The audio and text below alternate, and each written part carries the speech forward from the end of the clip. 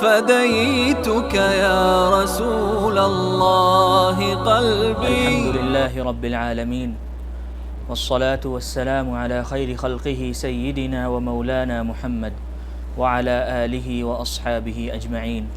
أما بعد، حضرت عبد المطلب کی وفات کے بعد آپ علیہ الصلاۃ والسلام اپنے حقیقی چچا ابو طالب کی سرپرستی میں آ گئے۔ عبد المطلب جس وقت دنیا سے رخصت ہوئے تو آپ کے 9 بیٹے اور بیٹیاں تھیں، لیکن نبی کریم صلی اللہ علیہ وسلم کی پرورش کی ذمہ داری ابو طالب کے سپرد کی گئی۔ ابو طالب اپنے بھتیجے سے بے پناہ محبت کرتے تھے، ہمیشہ اپنے ساتھ رکھتے تھے، کہیں جاتے تھے تو اپنے ساتھ لے کر جاتے تھے، حتیٰ کہ جس وقت کھانے کے لیے بیٹھتے تھے تو اس وقت تک نوالا نہیں توڑتے تھے جب تک ان کے چہیتے بھتیجے محمد دسترخوان پر نہیں آ جاتے۔ ایک عجیب بات یہ ہوتی تھی کہ جب حضور ساتھ کھانا کھاتے تھے تو کھانے میں برکت ہوتی تھی، تھوڑے سے کھانے سے سب کے پیٹ بھر جایا کرتے تھے، اور کبھی کسی وجہ سے آپ شریک نہیں ہو سکے تو زیادہ کھانا بھی ناکافی رہ جایا کرتا تھا۔ عام طور پر جب انسان سو کر اٹھتا ہے تو اس کی آنکھوں میں میل ہوتا ہے، چہرے پر ایک تھکاوٹ ہوتی ہے، لیکن جب محمد سو کر اٹھتے تھے تو چہرے مبارک پر تازگی ہوتی تھی، آنکھیں، ناک وغیرہ بالکل صاف ستھری، چہرہ نور کی مانند روشن، دانت موتیوں کی طرح چمکتے ہوئے۔ آپ علیہ الصلاۃ والسلام جس وقت چچا ابو طالب کی سرپرستی میں آئے تو آپ کی عمر 8 سال تھی، یعنی ابھی آپ نے بچپن سے نکل کر جوانی کی دہلیز پر قدم بھی نہیں رکھا تھا، لیکن اس عمر سے ہی اپنی زندگی خود بنانے، اپنا بوجھ خود سنبھالنے اور دوسروں کی مدد کرنے کا احساس آپ کے اندر پیدا ہو چکا تھا۔ اور چونکہ آپ کے چچا بھی عیال دار بال بچوں والے آدمی تھے، آمدنی کا ذریعہ بھی بہت محدود تھا، چنانچہ آپ نے چچا پر بوجھ بننے کے بجائے ان کا دست و بازو بننے کا فیصلہ کیا۔ اس ننھی سی عمر میں آپ کو اس فکر نے بے چین کر دیا کہ آپ اپنے چچا کی مدد کس طرح کریں، کیونکہ مکہ میں 2 ہی ذریعہ معاش ہوا کرتے تھے، ایک تجارت اور دوسرا گلہ بانی یعنی بکریوں کی پاسبانی اور ان کی دیکھ بھال کرنا۔ تجارت کے لیے تو سرمایہ کی ضرورت ہوتی ہے، مگر وہ اتنی مقدار میں میسر نہیں تھا کہ کوئی معقول تجارت کی جا سکے۔ تو شروعات میں آپ نے دوسرے راستے کا انتخاب فرمایا اور آپ نے بکریاں چرانے کا کام شروع کر دیا، اور نبی کریم صلی اللہ علیہ وسلم نے اس لگن کے ساتھ کام کیا کہ نہ صرف یہ کہ اپنا بوجھ خود سنبھالا بلکہ اپنے چچا کی پریشان حالی کا بھی سہارا بن گئے۔ اس کے علاوہ بھی اللہ رب العزت نے اس عمر سے ہی آپ کے اندر ایسے احساس اور شعور پیدا کیے جنہوں نے اہل مکہ کو ہی نہیں بلکہ پوری دنیا کو حیرت میں ڈال دیا۔ اس کی چند مثالیں آپ کے سامنے پیش کرتا ہوں۔ پہلی چیز، قومی خدمت کا جذبہ۔ آپ علیہ السلام بچپن سے ہی فطری طور پر قومی خدمت کے جذبے سے معمور تھے۔ اس زمانے میں کعبہ عربوں کا قومی اور مذہبی نشان مانا جاتا تھا، اور کعبہ پہاڑوں کے نشیب میں واقع ہے، یعنی اطراف میں پہاڑ ہوتے تھے اور درمیان میں کعبہ۔ تو جب بھی مکہ میں تیز بارش ہوتی تھی تو پہاڑوں سے آنے والا پانی کا جو ریلا ہوتا تھا وہ کعبے کو کچھ نہ کچھ نقصان پہنچا دیا کرتا تھا۔ تو چنانچہ آپ کی عمر 10 سال ہوگی کہ ایک روز ایسا ہی ہوا، مکہ مکرمہ میں زوردار بارش ہوئی اور سیلاب آیا تو کعبے کو نقصان پہنچ گیا۔ جب سیلاب ختم ہوا تو کعبے کی مرمت شروع کی گئی، تو تمام بزرگ اور نوجوان اپنے اس قومی نشان کی مرمت میں لگ گئے۔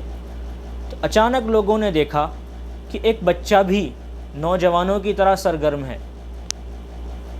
تو دیکھنے میں تو بچہ ہے، لیکن جذبہ اور شوق کا عالم یہ ہے کہ بھاری بھاری پتھر مونڈے پر اٹھا کر کعبے کی دیوار تک پہنچا رہا ہے۔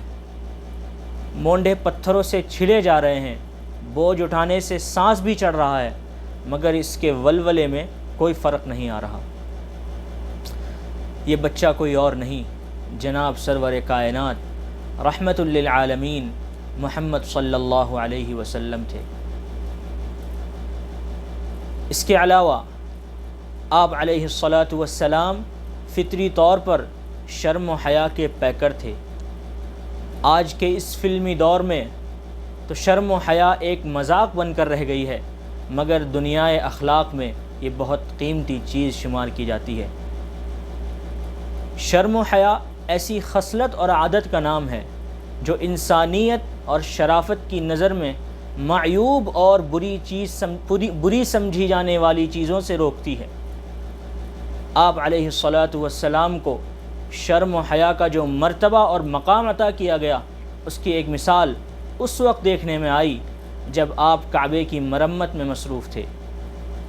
آپ اپنے مونڈوں پر بھاری بھاری پتھر اٹھا کر لے جا رہے تھے، جس کے سبب آپ کے مونڈے چھل رہے تھے۔ یہ دیکھ کر آپ کے دوسرے چچا جن کا نام عباس تھا، انہوں نے چاہا کہ بھتیجے محمد کے کاندھے پر کوئی کپڑا ڈال دیں، مگر جب ان کو کوئی کپڑا نہیں ملا تو انہوں نے سوچا کہ جو لنگی بھتیجے نے باندھی ہوئی ہے انہوں نے وہی کھول کر کاندھے پہ ڈالنے کا ارادہ کیا، کیونکہ تہذیب اور معاشرت سے ناآشنا عربوں میں برہنگی زیادہ عیب نہیں سمجھی جاتی تھی۔ چنانچہ آپ کے چچا عباس نے لنگی کھولنے کا ارادہ ہی کیا تھا کہ آپ علیہ الصلاۃ والسلام پر عجیب کیفیت طاری ہو گئی۔ آپ کے چہرے پر ہوائیاں اڑنے لگیں۔ آپ بے ہوش ہونے کے قریب ہی تھے کہ آپ کے چچا یہ دیکھ کر گھبرا گئے اور آپ نے لنگی کو جوں کہ توں باندھ دیا۔ تصور کیجئے کہ اس نوخیز عمر میں بھی آپ کی شرم و حیا کا کیا مقام تھا۔ اس کے علاوہ اللہ رب العزت نے بتوں کی پرستش اور پوجا سے بچنے کا شعور آپ علیہ الصلاۃ والسلام کے اندر پیدا کر دیا تھا۔ مکہ مکرمہ کے ماحول میں جہاں کفر و شرک عام تھا، بیت اللہ کے اندر 360 بت رکھے ہوئے تھے۔ ہر قبیلے کا دیوتا اور بت الگ ہوتا تھا۔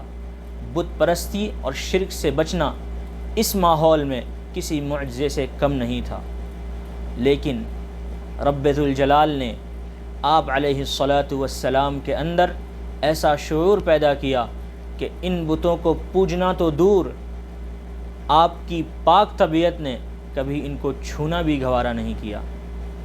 رب العالمین نے کائنات کے سب سے افضل انسان کی پرورش اس طرح فرمائی کہ معاشرے کی ہر برائی، ہر گندگی سے آپ کی حفاظت کرتے رہے۔ جس کفر و شرک اور بت پرستی کو مکہ والے عبادت اور نیکی کا کام سمجھتے تھے، آپ علیہ الصلاۃ والسلام کی فطرت سلیم نے اس کو مذاق اور لہو و لعب سے زیادہ کچھ نہیں سمجھا۔ جس بت پرستی کو جس بت کو خود انسان اپنے ہاتھوں سے بنائے، وہ اس قابل نہیں ہو سکتا کہ اس کی عبادت کی جائے اور اس کے سامنے سجدہ ریز ہو کر دعائیں کی جائیں۔ اللہ تعالی ہمارے اندر اور ہماری آنے والی نسلوں کے اندر وہ خصلتیں اور عادتیں پیدا فرمائے جو آپ علیہ الصلاۃ والسلام کے اندر بچپن سے ہی موجود تھیں، اور نبی کریم صلی اللہ علیہ وسلم کی زندگی کو ہمیں آئیڈیل اور نمونے کے طور پر تسلیم کرنے اور اس پر عمل کرنے کی توفیق عطا فرمائے، آمین۔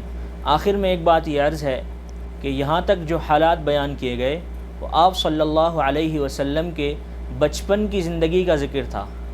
آئندہ مجلس سے آپ کے دور شباب یعنی جوانی کے حالات ذکر کیے جائیں گے۔ وآخر دعوانا ان الحمد للہ رب العالمین۔